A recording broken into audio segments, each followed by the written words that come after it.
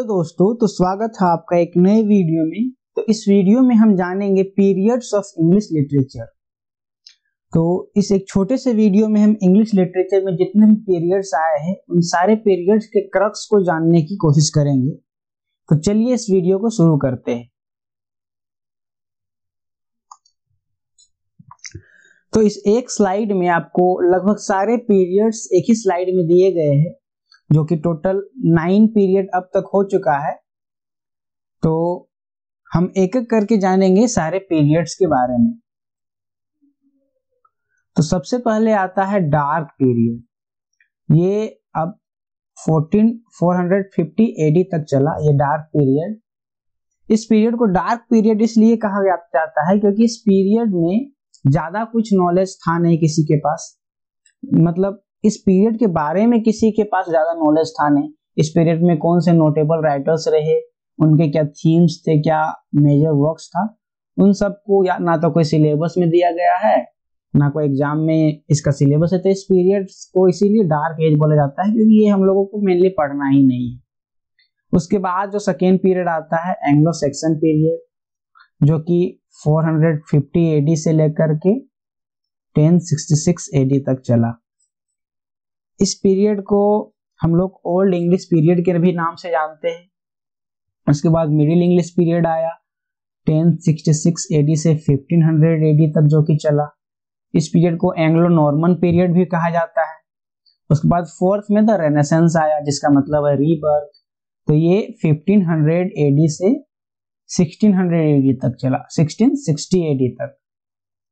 तो रेनेसेंस कब तक चला? 1500 एडी से 1660 एडी तक चला। इस पीरियड को 4 सब डिवीजन में बांटा गया है इस तरह से, वो हम नेक्स्ट स्लाइड में देखेंगे। तो रेनेसेंस के बाद द न्यू क्लासिकल पीरियड आया, जो कि है 1660 एडी से लेकर के 1798। 1798 में एक वर्क आया था the preface to lyrical ballad, वहां से रोमांटिक पीरियड की शुरुआत हो गई थी। तो ये न्यू क्लासिकल पीरियड 1660 से लेकर के 1798 तक चला। उसके बाद एक नया पीरियड आ गया द रोमांटिक पीरियड। इस पीरियड में जो थीम्स थे वो न्यू क्लासिकल पीरियड से अलग थे।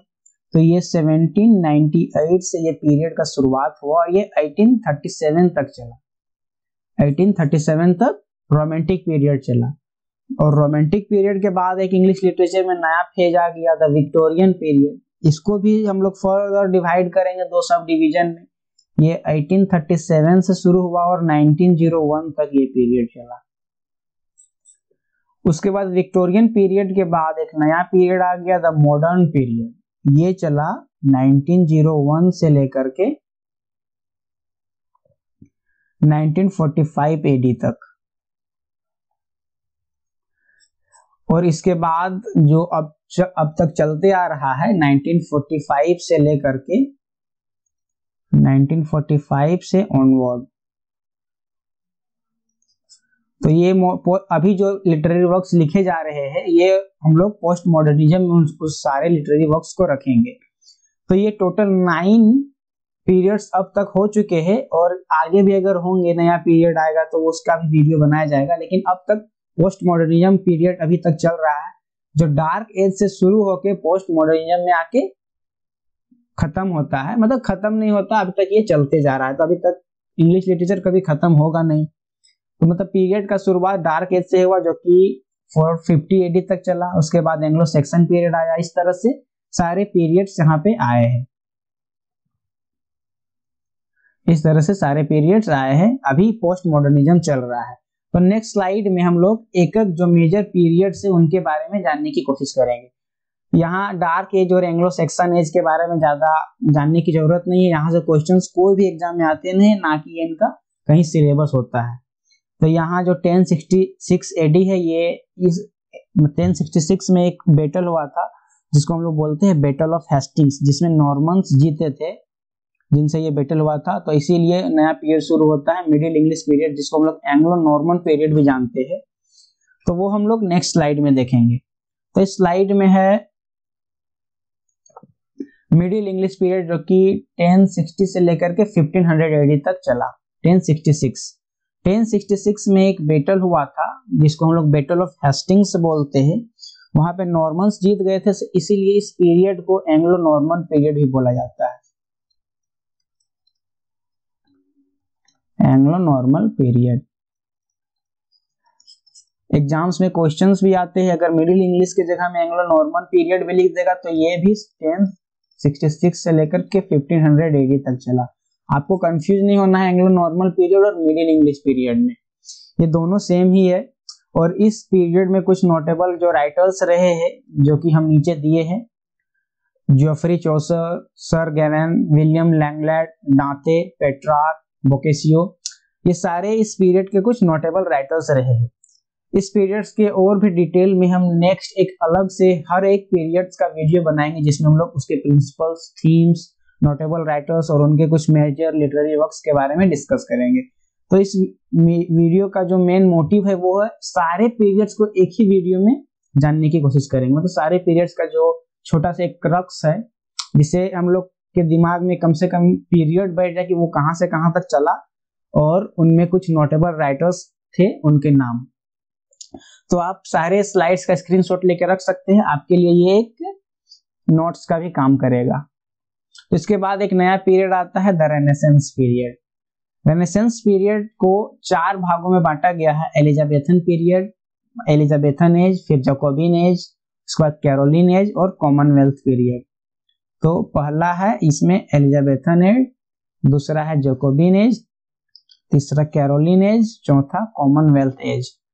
तो 1558 से 1603 तक एलिजाबेथन एज चला, 1603 से 1625 तक जैकोबिन एज चला। इस पीरियड में विलियम शेक्सपियर थे, क्रिस्टोफर मार्लो भी इसी एज में थे। उसके बाद कैरोलिन एज चला, फिर कॉमनवेल्थ पीरियड चला। द रेनेसेंस मीन्स होता है रीबर्थ। इस पीरियड में आर्ट फॉर्म्स या साइंस में नए नए डिस्कवरीज हुए, नया थीम्स पे लिटरेरी वर्क्स लिखा जाने लगा। तो कुछ डोमिनेंट राइटर इस पीरियड में रहे जैसे Shakespeare, Christopher Marlowe, Ben Jonson, John Donne and John Milton. और भी बहुत सारे राइटर्स रहे लेकिन ये कुछ डोमिनेंट राइटर्स थे, ये नोटेबल थे, इनके ज्यादा वर्क्स आते थे, इसलिए इन्हीं को यहाँ पे मैंने रखा है। आप इसका भी स्क्रीनशॉट लेके रख सकते हैं। उसके बाद जो नेक्स्ट पीरियड आया नियो क्लासिकल पीरियड, जो कि रेनेसेंस के बाद का जो पीरियड है 1660 से 1798 तक का पीरियड। 1798 में रोमांटिक पीरियड शुरू हो जाता है, इसलिए 1798 तक द न्यू क्लासिकल पीरियड चला। इस पीरियड को 3 भागों में बांटा गया है। पहला है द रिस्टोरेशन, ये है फर्स्ट। उसके बाद दूसरा ऑगस्टियन पीरियड और तीसरा ट्रांजिशनल पीरियड। तो ये 1660 से 17 तक चला, फिर 1700 से 1745 तक ऑगस्टियन एज चला, फिर ट्रांजिशनल पीरियड चला। और इस पीरियड में कुछ नोटेबल राइटर्स रहे जैसे अलेक्जेंडर पोप।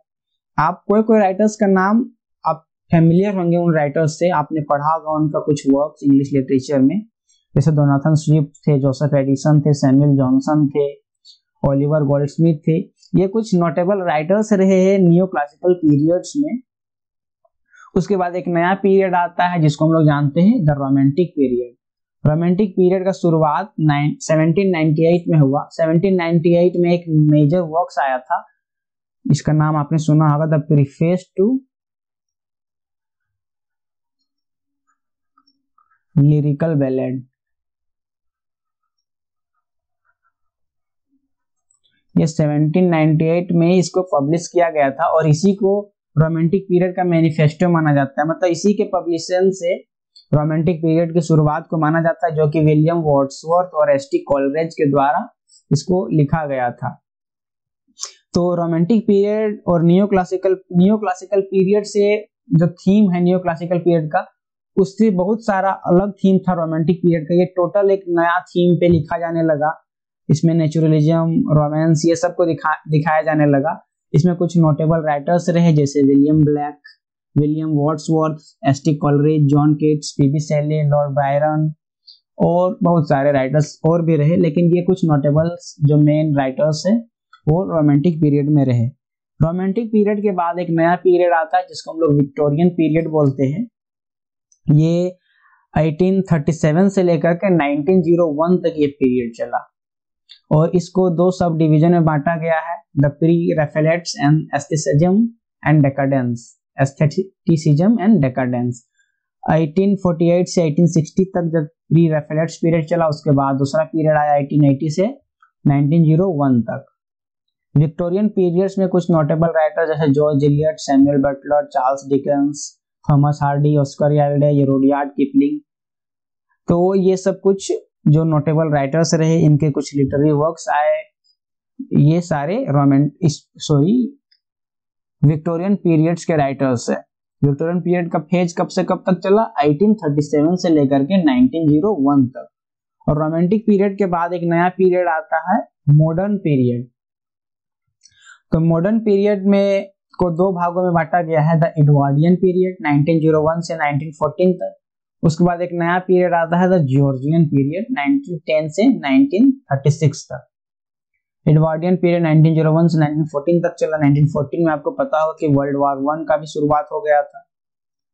तो मॉडर्न पीरियड के कुछ जो नोटेबल राइटर्स है जैसे W Yeats, Virginia Woolf, T S. Eliot, Robert Frost, ये कुछ मेजर राइटर्स जो मॉडर्न पीरियड में रहे। और मॉडर्न पीरियड के बाद अभी एक नया पीरियड आया, पोस्ट मॉडर्निज्म, जो कि अब तक चलते आ रहा है। अभी जितने सारे लिटरेरी वर्क्स लिखे जा रहे हैं वो सारे पोस्ट मॉडर्निज्म में आ रहे हैं। ये 1945 से इसका शुरुआत हुआ और जो अब तक चलते आ रहा है, यहाँ ऑनवर्ड्स लिखा हुआ मतलब अब तक चलते आ रहा है। इस पीरियड्स में कुछ नोटेबल राइटर्स रहे जैसे Samuel Beckett, Chinua Achebe, Wole Soyinka, Athol Fugard and so on. इसमें और भी बहुत सारे राइटर्स है, लेकिन स्लाइड में हम कुछ जो इंपॉर्टेंट मेजर राइटर्स है उनका नाम यहाँ दिए। तो इस स्लाइड से ये वीडियो पूरी तरह से खत्म होता है। जो सारे जो मतलब पीरियड्स थे इंग्लिश लिटरेचर में, जितने सारे पीरियड्स आए जो कि डार्क एज से शुरू होकर पोस्ट मॉडर्निज्म तक चला, ये सारे पीरियड्स को हम लोग एक छोटे से वीडियो में जानने की कोशिश की। आशा करते हैं कि आपको ये वीडियो पसंद आया होगा। अगर ये आपके लिए थोड़ा सा भी फायदेमंद होगा तो इस वीडियो को अपने दोस्तों के साथ शेयर करें। इस चैनल को सब्सक्राइब करें इसी तरह के नए वीडियोज पाने के लिए। Thank you, have a very nice day.